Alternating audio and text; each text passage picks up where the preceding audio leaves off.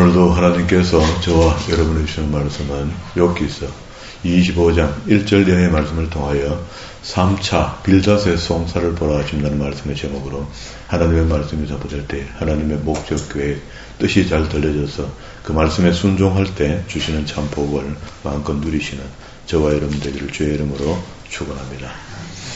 세 번째 챕터에서 지난 시간에 엘리바스의 이야기를 들었고요. 욥의 답변을 보았고, 그리고 25장 오늘 읽었던 본문의 말씀 속에 빌닷이 다시 또 송사를 합니다. 세 번째 챕터에서는 두 사람이 엘리바스와 빌닷이 송사하고 그 이후에 입 다물고 가만히 기다리던 아마도 제일 나이가 적은 것 같아요.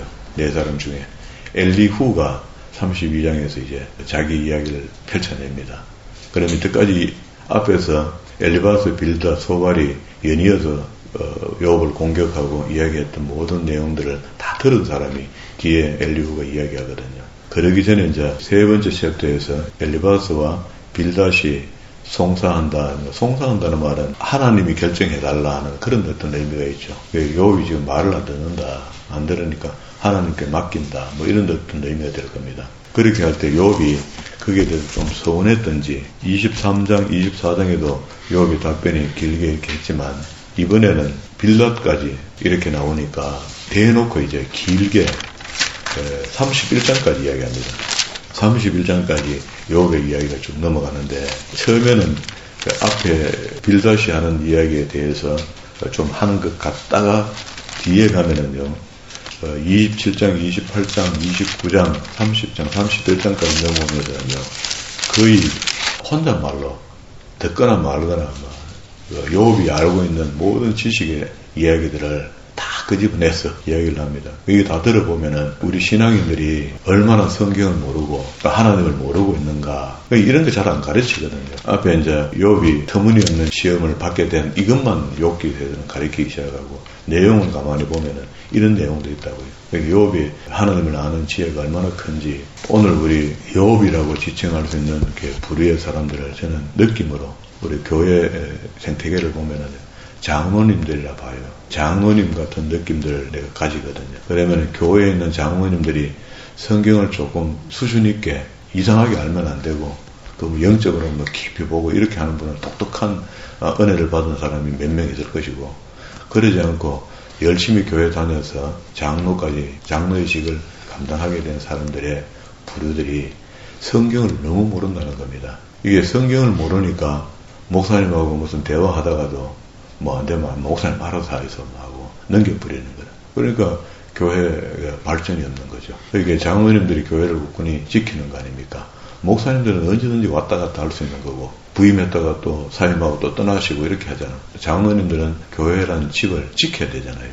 지켜야 되니까 성경 모르고 지킨다는 것은 그거는 세상에 그냥 사업장 하나 운영하는 거나 똑같아. 그래갖고는 아무것도 못합니다. 그래 어떻게 하나님을 기쁘시게 하겠습니까? 만약에 지금 우리 교회가 어렵게 됐다, 대사회적으로, 그럼 이걸 회복하는 데는요, 장로님들에게 성경을 가르치는 겁니다. 그러면 좀 안 나았겠습니까? 그러면 좀 더 힘을 좀 가지고 안 버티겠습니까? 그리고 또 일반 성도들 사이에서도 하나님의 말씀 때문에 힘들어하는 사람은 그 장로님하고 또 대화가 좀 될 거 아닌가? 목사님하고 대화 안 되고 장로님하고 대화 안 되고 장로님은 목사님 따라가야 되니까 안 되고 이렇게 되면 이제 계속 성도들은 어려워지는 거죠. 그게 작은 교회는 뭐 이야기할 거 없지만 그렇게 다해가 있고 큰 교회들이 이런 어려움이 있을 것이다 하는 생각이 들어요. 욥이 뒤에서 자기 속에 있는 지혜를 막 이렇게 뿜어내는 이런 이야기들이 뒤에 따라 있으니까 오늘 말씀을 보면 좋겠네요. 시간 되는 데까지 보겠습니다. 26장으로 넘어왔습니다. 25장 한 장이 빌닷이 이렇게 이야기하는데 이거는 이제 장이 잘못됐겠죠. 26장이 1절에 욥의 답변인데 그냥 욥의 답변으로 바로 이어지면 되겠는데 이게 장이 중간에 올라왔다 그죠. 그래서 어줍지 않게 장이 만들어진 것도 많이 있다. 장과 절 이 두 가지가 후대에 만들어진 거거든요. 히브리어 글로 책을 다 만들어 놨을 때는 장도 없고 절도 없을 때입니다. 없다가 후대에 지금부터 한 700년 전에 랑톤이라는 신부가 장을 잘랐고요. 그리고 뒤에 한 500년 전에 인쇄공이 인쇄하려고 그러다 보니까 이래 인쇄하고는 책 안 팔리겠거든. 그러니까 절을 자른 겁니다. 그래서 신학자가 다른 게 아니니까 이게 어줍지 않게 잘려진 곳이 꽤 있습니다. 이런 것도 그런 거죠. 그러면 이제 빌닷의 송사가 뭡니까? 2절에 하나님의 주권은 위엄을 가지셨고 높은 곳에 화평을 베푸시느니라. 그렇게 하나님의 주권과 위엄, 하나님의 창조 세계 이런 것들을 네가 아나? 이제 욥에게 이런 질문을 하는 거죠. 또 4절에 그런즉 하나님 앞에 사람이 어찌 의롭다 하며 여자에게서 난 자가 어찌 깨끗하다 하겠는가? 그럼 욥이 자기 자신이 깨끗하다고 표현했단 말이잖아. 그 말을 듣고 빌닷이 지금 이야기하거든요. 보라, 그 눈에는 달이라도 빛을 발하지 못하고 별도 빛나지 못하게 하거든. 하물며 구두기 같은 사람, 벌레 같은 인생이 뭐 이리 말이 많노. 우리말로 하면 그렇습니다. 이렇게 하니까 욥이 듣고 또 화가 나죠. 욥이 대답하여 이르되 내가 힘없는 자를 참잘도 도와주는구나. 도와준다고 와갖고 공격하니 기력 없는 팔을 참잘 구원하여 주는구나. 지혜 없는 자를 참잘도 가르치는구나. 큰 지식을 참잘도 자랑하는구나. 그 지식 있는 말로 많은 말을 하는 것 같은데 욥이 자기 지식이 미치지 못하니까 그러니까 꽤 하기는 해도 안 되는 거라. 내가 누구를 향하여 말하느냐. 누구의 정신이 내게서 나왔느냐. 자, 이렇게 하면서 5절부터 14절까지는요 하나님의 주권과 위엄을 설명하는데 아까 앞에 지금 그 고발자 빌닷이 이야기하는 내용하고요 수준이 다릅니다. 같은 하나님의 위엄을 설명하면서 네가 하나님을 삐를 수 있나? 라고 이야기하는데 하나님 그래 좋다. 한번 해보자. 하나님의 그 크신 위엄이 어떻게 니는 알고 있고 나는 이렇게 알고 있다 하고 이야기합니다. 죽은 자의 영들이 물밑에서 떨며 물에서 사는 것들도 그러하도다. 우리 죽은 자의 영이 물밑에서 떨며 물에서 사는 것들도 그러하다. 이게 좀 이상하죠. 우리가 알고 있는 영적인 세계하고 조금 격이 있습니다. 또 보세요. 하나님 앞에서 서울도 벗은 몸으로 드러나 멸망도 가림이 없음이라. 그는 북쪽을 허공에 펴시며 우리가 동서남 북이 있잖아요. 북쪽을 허공에 펴시며 땅을 아무것도 없는 곳에 매달았다. 그게 우리가 지금 이야기하는 인식하고 있는 것은 우주에다가 땅을 매달아 놨다는 거다. 매다시며 8절에 물을 뻑뻑한 구름 사계. 구름을 우리가 알잖아요. 물의 입자들이 모여서 구름이 되어 있는 걸 과학적으로 분석해 놨는데 욥이 하나님의 천지 창조 속에 자기가 알고 있는 지혜를 내놓는데 물 보자기가 있는데 그게 구름으로 보자기를 샀다는 거예요. 그래서 하늘에 전부 다 궁창이 있다. 그 창문으로 노아 때에 물이 쏟아져 나온 거죠. 하늘에 물의 공간이 있다는 겁니다. 그럼 그걸 보자기로 사놨는데 그 궁창의 창문으로 물을 쏟아내니까 40일 동안 장수가 내려 지구에 물이 가득했다 이 말이잖아. 땅에. 그런데 여기 이제 표현이 뻑뻑한 구름 사이에 사시나 그 밑에 구름이 찢어지지 아니하느니라. 그는 보름달을 가지시고 자기의 구름을 그 위에 펴시며 수면의 경계를 그것이니 수면은 우리 수평선 나잖아요. 지평선 이런 선이 있잖아. 그 선을 꺼서 경계를 껐다. 우리는 지금 둥그니까 뭐 가도 끝도 없이 가다가 딱 만나고 이렇게 하지만 욥은 표현하기를 수평선이 따로 있다라고 이야기합니다. 빛과 어둠이 함께 끝나는 곳이라. 이제 이렇게 되면 이제 평평지구를 이야기하는 겁니다. 지구가 편편하다는 표현을 성경은 이렇게 표현하거든요. 이게 나중에 지구가 둥글게 됐다는 것을 인류가 알게 된 게 얼마 안 되거든요, 지금. 그러니까 성경은 땅이 편편한 땅으로 이해를 했고, 고대의 사람들은 다 그렇게 보고 있었고, 배를 타고 멀리 나가고 수평선까지 가면은 떨어진다 생각하거든요. 그리고 11절에 그가 꾸짖은즉 하늘의 기둥이 흔들리며 놀랐느니라. 그래서 바울이 삼청청에 내려갔다 이렇게 할 때 지면으로 보면 천면이 평평한 지구가 있고 그 다음에 땅이 있고 그 다음에 땅이 있다. 그 밑에가 이제 지옥이 된다. 그런 말이거든요. 삼청청에 내려갔으니까. 그는 능력으로 바다를 잔잔하게 하시며 지혜로 라합을 깨뜨리시며 그는 하나님의 능력이 여기 라합이라 하는 것은 악어를 이야기하는데요. 이집트에서는 악어 이런 것들이 힘이 세니까 신들로 섬기기도 하고 뭐 이렇거든요. 그러니까 이제 강력한 힘을 가진 거다. 그죠?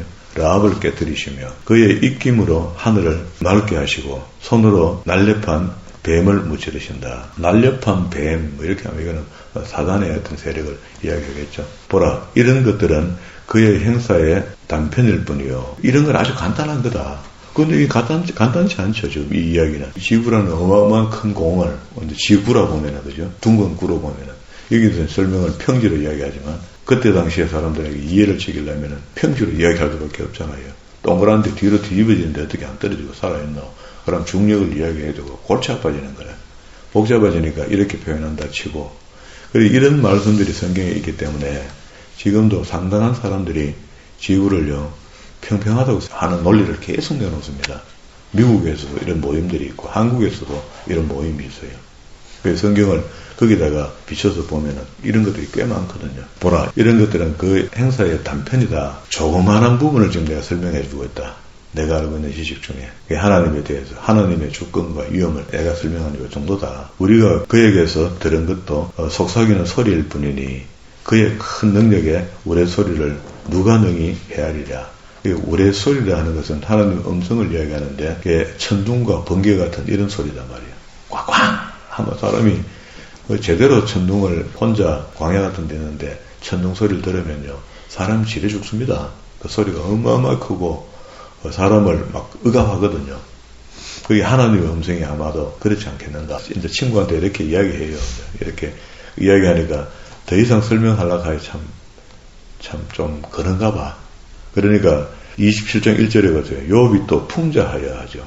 이걸 보고 마샬이라는데 이게 우화, 내가 듣기만 들어놔봐라 내 말을 하고 이야기하는데요, 풍자하여 이르되 나의 정담을 물리치신 하나님, 나의 영혼을 괴롭게 하신 전능자의 사심을 두고 맹세한다. 이쯤 보니까 욥이 어느 정도 하나님의 시험인지 사단이 어떻게 개입했는지 모르겠지만 하나님이 나를 시험하시는 것 같다는 걸 느끼게 된 것 같아요.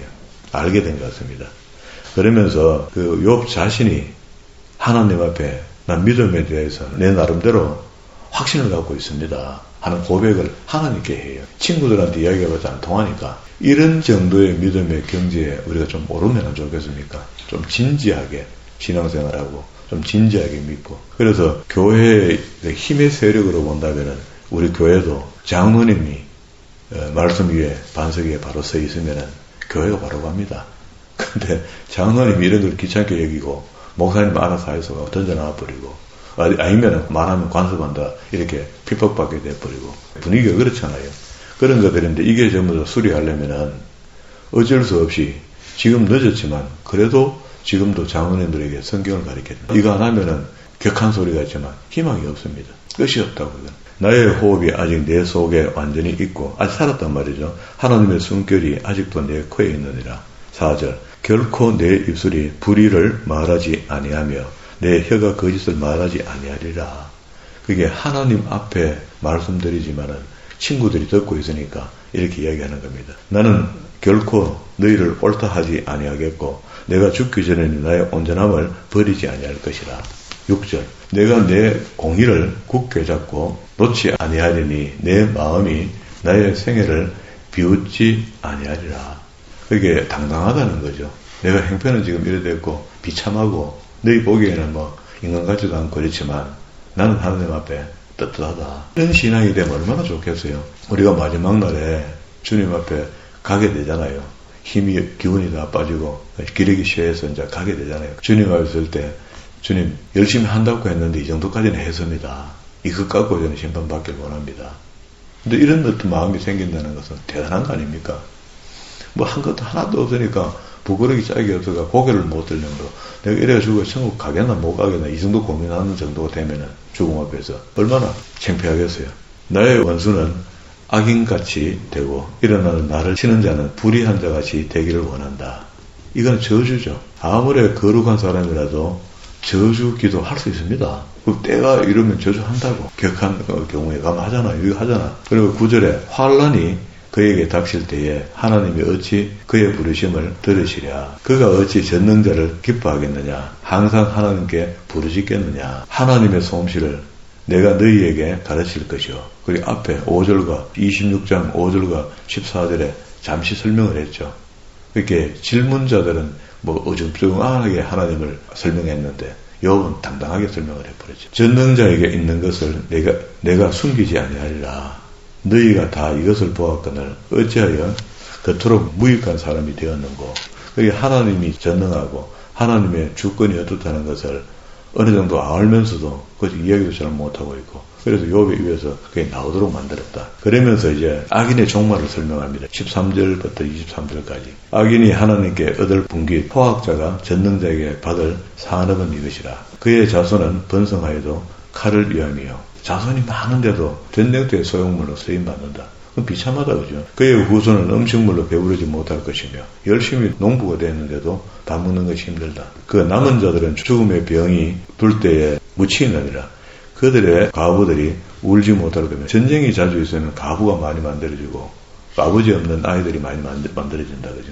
그가 비록 은을 티끌같이 샀고 의복을 진흙같이 준비할지라도 그가 준비한 것을 의인이 입을 것이요 그의 은은 죄 없는 자가 차지할 것이다. 그게 악인들이 뭘 한다고 해놓으면은 결국 그거 다 의인을 위한 것이다. 이렇게 설명을 했습니다. 그가 지은 집은 조음의 집 같고 파수꾼의 초막 같을 것이며 19절 부자로 누우려니와 다시는 그렇지 못할 것이요 눈을 뜬 적 아무것도 없으리라.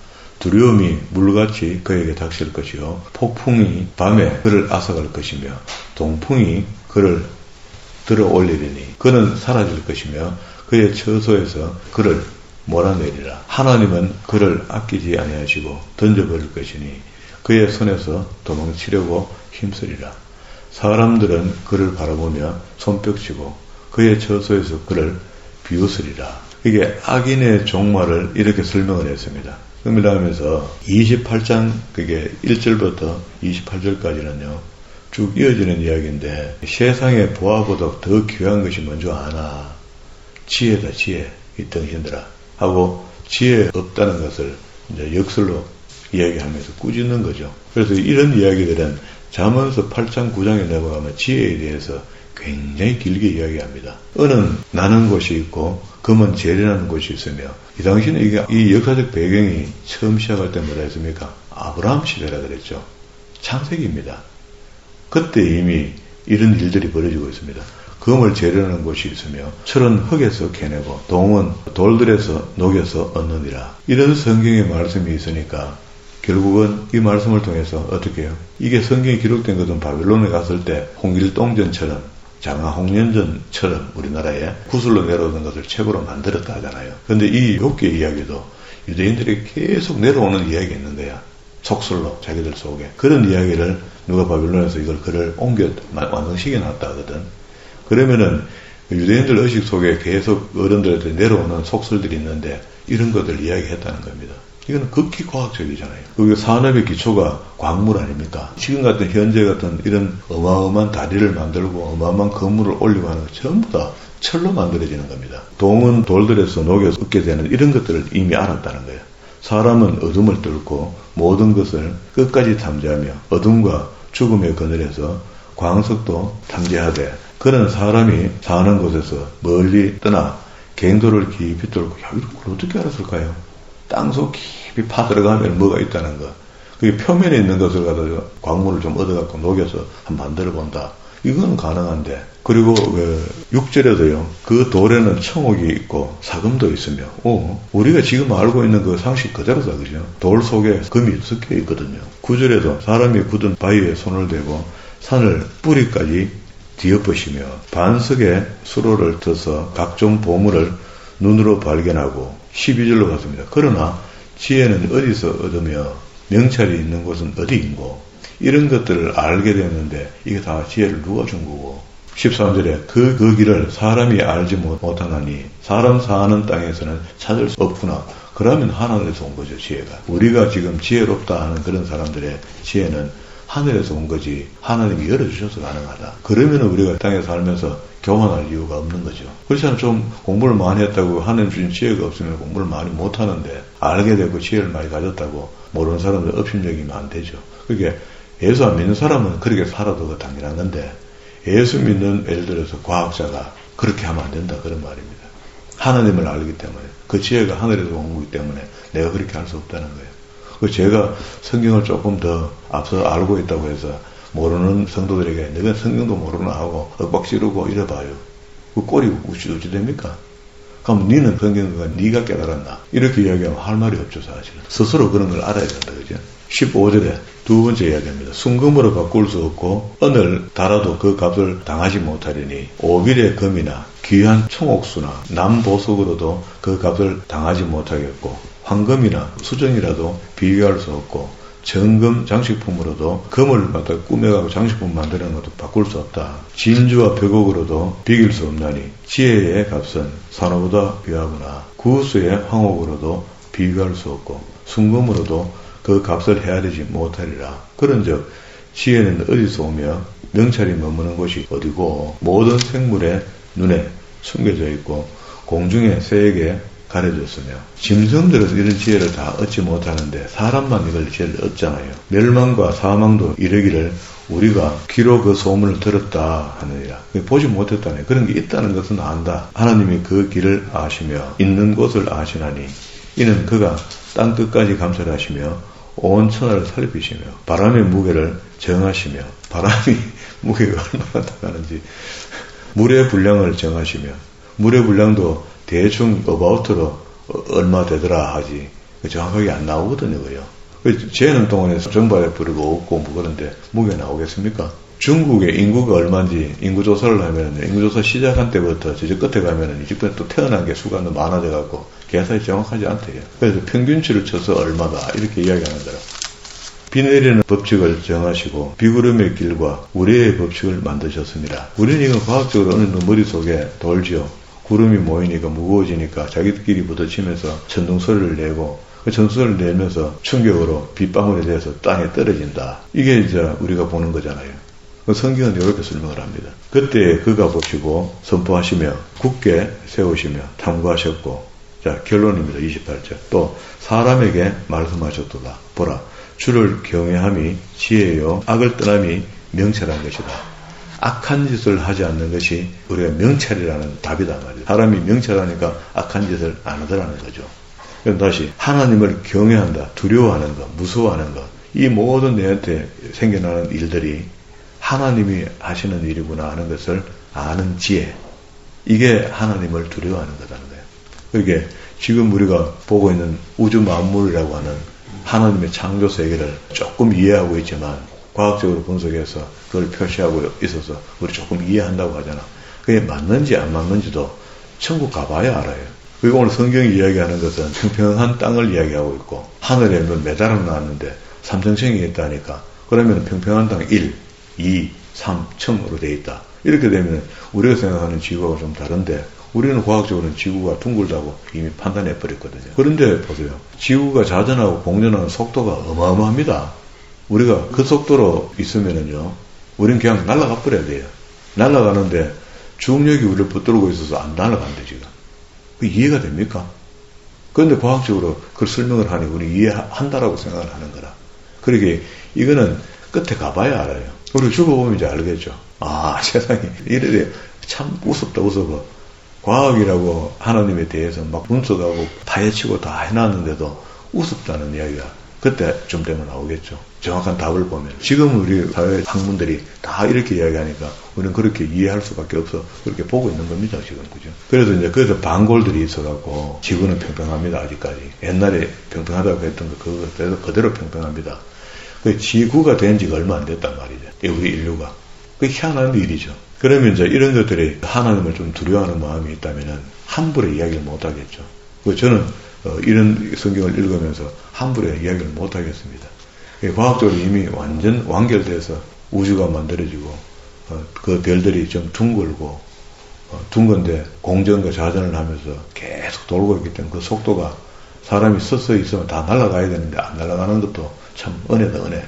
이렇게 이제 보지만 실질적으로 이제 그런 것들을 고민하고 막 계산하다 보면은 생각해 보다 보면은 지금보다 훨씬 더 우려가 되거든. 그러면서 하나님을 경외함이 지혜롭다 하는 사람이 되는 것인데 하나님을 경외한다는 것은 성경이 처음부터 5경 끝자락에 와서 신명기 31장 9절과 13절의 말씀 끝에 가면은 며칠 된 면전의 끝에 성경을 읽게 하고 가르쳐서 어린 아이 유치까지 불러다가 가르치는 어떤 실력을 갖추게 하라 하면요. 성경의 지식만 가득 담아주지 말고 하나님이 이러한 분이라는 것을 설명하는데 압축용어로 하나님을 경외하게 가르쳐라. 이렇게 유언을 남겨놨다고. 그게 모세가 유언을 남겼지만 오경 끝에 이야기한 것이 하나님의 유언이죠. 그게 오경이 그래서 중요한 겁니다. 그리고 난 뒤에는 여호수아, 사사기, 룻기, 왕상하, 대상하 이렇게 쭉 나오는 순서들은요. 이스라엘이 살아온 역사를 이야기하는 거잖아. 그 역사 속에 하나님이 어떻게 개입하는가, 예언자들을 통해서 개입하고 있었고, 이게 말라기까지의 책의 내용이거든요. 그러면 실질적으로 하나님의 천지 창조가 있던 창세기 1장부터 11장까지, 그리고 12장부터 마지막까지 족장사에 대한 이야기, 그리고 족장들이 출애굽에서 이제 하나님의 계명을 받고 시내산을 만나서 움직이는 것들, 이렇게 해서 세상에 오늘날까지 전해지고 있거든요. 우리 조상적인 일들이 그렇게 내려온단 말이죠. 지금 내려오는데 우리가 아니까 얼마나 알겠단 말이에요. 하나님의 천지 창조를 창세기 1장부터 다시 읽고, 그래서 욥이 이런 이야기들을 하면서 뒤에 이제 36장 24절부터입니다. 36장 24절부터 이후 이야기는 거의 하나님의 천지 창조를 아주 디테일하게 설명을 해요. 양이 많습니다. 우리는 하나님의 천지 창조를 창세기 1장부터 2장에서 거의 다 끝나잖아. 끝나는데 여기는 26장 24절부터 40장 2절까지입니다. 트집 잡는 자가 전능자와 다투겠느냐, 하나님을 탓하는 자는 대답해봐라 하니까 욥이 한마디 하고 하나님에 대해서 한마디 합니다. 그리고 난 뒤에 그때 이야기할 때 욥이 알고 있는 머릿속에 있는 지식으로 하나님의 권능을 설명하는데요. 40장 15절부터 41장 말미까지 이야기합니다. 그리고 욥의 답변은 그래도 좀 들을만해요. 다른 세 친구들은 하나님이 책망하니까 말도 못해요. 욥은 하나님이 너 이야기해봐 하니까 욥이 주절주절 이야기하는 거예요. 그러면서 세 친구는 책망받고 욥은 마지막에 회복되는 것으로 해피엔딩으로 이야기가 끝이 납니다. 그러면 우리가 하나님에 대해서 성경을 들고 있으면서 지금까지 오늘과 지금까지 이렇게 분석해주면 하나님 천지 창조 우리 창세기 1장 읽고 안다고 떠들어대는 거야. 우리 손에 쥐어준 책도 제대로 지금 안 보고 있다는 이야기잖아. 안 가르치고. 이만큼 많은 하나님의 천지 창조에 대한 디테일이 여기다 있는데 우리는 한 번도 이걸 설명을 안 들었다. 부끄러기 짝이 없죠. 오늘 여기까지 정리했습니다. 28장 말미까지. 그러면은 하나님을 경외해야 되겠습니까? 안 해야 되겠습니까? 물으나 마나지 뭐. 하나님을 경외하는 것을 성경 공부를 통해서 알게 해줘야 되는데, 그렇다면 이제 오늘 우리가 이야기한 것 속에서는 세상에 어떤 것보다도 지혜가 보한데 땅에 갱도를 파도 들어가 보니까 그 속에 무슨 광물질이 있더라 하는 이런 것까지 전부 다야. 그 여기 이제 이런 광물들을 이야기하는데 이런 것들이 어디 왔는가 아나 하고, 그 하나님이 우리한테 온갖 지혜를 다 주는데 우리가 듣고 싶은 것만 듣고 있으니까 편해야 하니까 말씀을. 이게 이제 옳게 전달이 안 된 거거든요. 이제부터라도 하나님을 좀 아까 이야기했던 대로 신명기 31장 9절과 13절의 말씀처럼 창세기부터 계시록까지 말씀을 잘 배워서 어느 사람에게는 이런 지혜를 주고 어느 사람에게는 이런 지혜가 열리고 어느 사람에게는 저런 지혜가 열린 것을 합하여 우리가 인류가 좀 지혜롭게 하나님을 경외하는 사람들이 모여서 좀 지혜롭게 살아주면 좋겠다는 겁니다. 그러면 하나님을 경외할 수 있는 사람들의 수가 좀 늘어나는 거죠. 이런 것들이 하나님의 선전판이 되었다면 세상에 조금 더 여분이 있어서 하나님의 심판에 좀 여분이 생기지고 또 구원받을 자들이 조금 더 구원받을 수 있지 않겠습니까? 그런 의미로 하나님을 경외하는 사람, 그리고 또 하나님의 지혜를 얻은 사람이 되어 살아가는 저와 여러분 되기를 주의 이름으로